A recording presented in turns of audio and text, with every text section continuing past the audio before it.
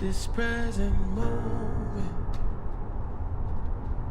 this present moment, this present moment. I love writing retreats like this.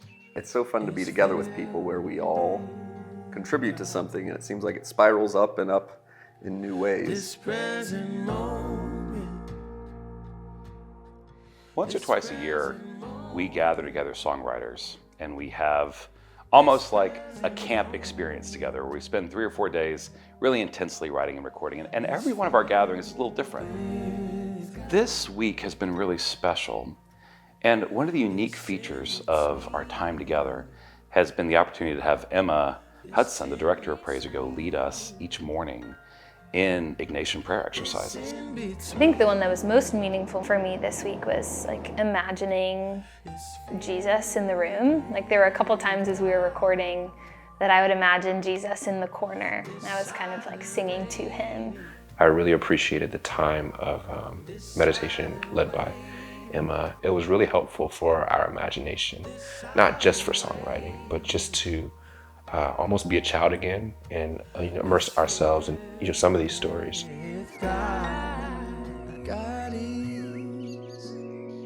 I grew up, Protestant, Pentecostal, charismatic, and we always it was always very specific. When you laugh and when you cry, and that's cool. That's broad enough. But it's also, when I'm doing dishes, and when I'm playing with my children, and maybe when I'm in a heated discussion, there's an opportunity for me to see God.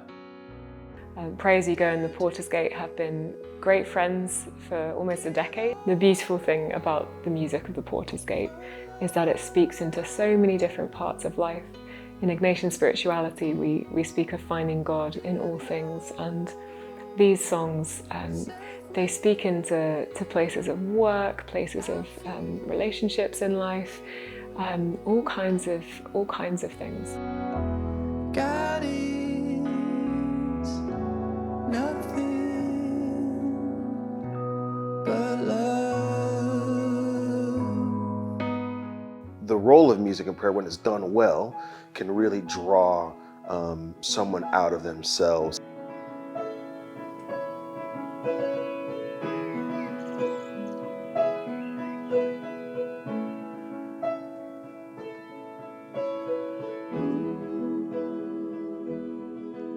I feel like I've been able to have the most honest conversations with the Lord through music and the most connection with Him and myself and other people through music, through song, through worshiping Him in that.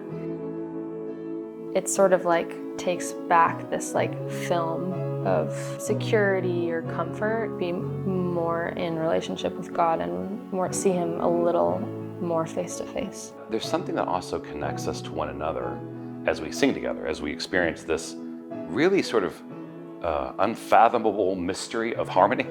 Two people singing notes at the same time that are different, and yet each note doesn't take away from the other note, but actually brings the other note to life. Glory, glory to the Father, Father, Son, and Spirit,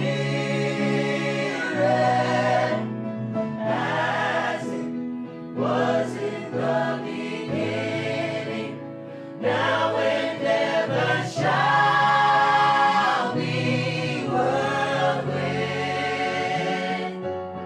Amen.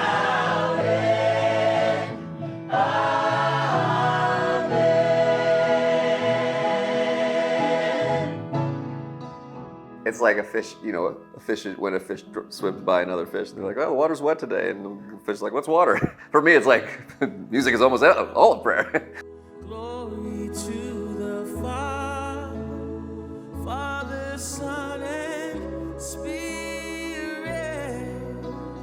as it was in the beginning.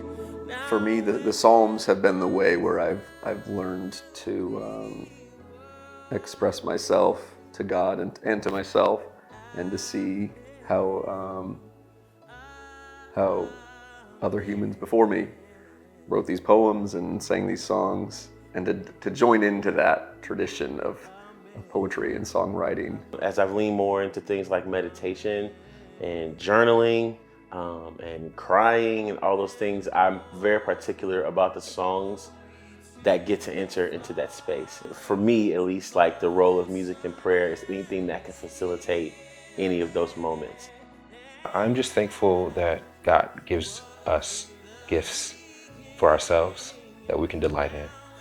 But as we grow in Him, He makes us see this is for my people as well. I think it's such a beautiful gift to be able to write something, anything that someone can connect with.